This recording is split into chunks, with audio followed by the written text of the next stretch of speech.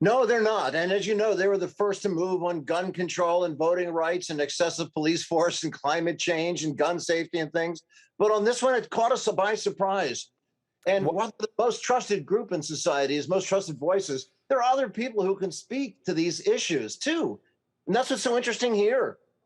I bet we'll probably hear employee groups. We'll probably hear the churches will weigh in, and of course, institutional investors who control 80% of these you corporations. mentioned employees. In some cases, they're wielding more power and influence than they ever have before. How much could they motivate a company to take a stand on something like abortion?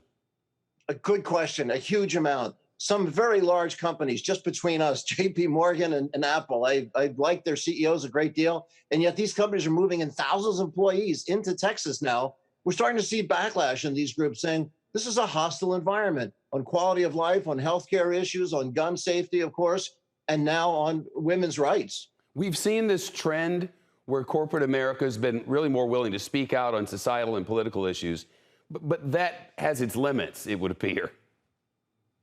Well, this again, it caught him by surprise. Even with the Georgia voting law, there were a couple of days pause. People didn't realize what was in there. The process of these laws, Shep, is part of the issue. Is that this thing coming through at midnight, and people aren't ready for it, and getting into some of the intricacies. It is true that abortion perhaps is not as the same overarching support. The right to choose, about 60% or so in the country. Those other issues we talked about are more so, but companies will weigh in on this. They don't want divided workforces. They don't want angry communities. They want to harmonize the whole community. They work. Sure, but from covering this issue for 30, 35 years, anytime you cover the abortion issue, anytime anyone speaks of it, it is divisive on a level that is almost irreplicable.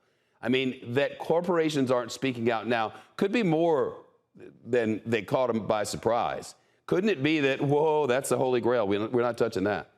Well, we've seen American Airlines and Match and Bumble and Lyft and Uber and GoDaddy and quite a number of companies have engaged, Hewlett Packard Enterprises, Silicon Valley, but it's coming in waves. These are some of the Texas companies, but it's a good question you ask, and we'll see. It took a little while, even on say the use of these military-style weapons for hunting. Is the AK-47s, the AR-15. Those were rolled back slowly. It didn't happen all of a sudden. Dick's Sporting Goods set the trail. Walmart followed after a little while.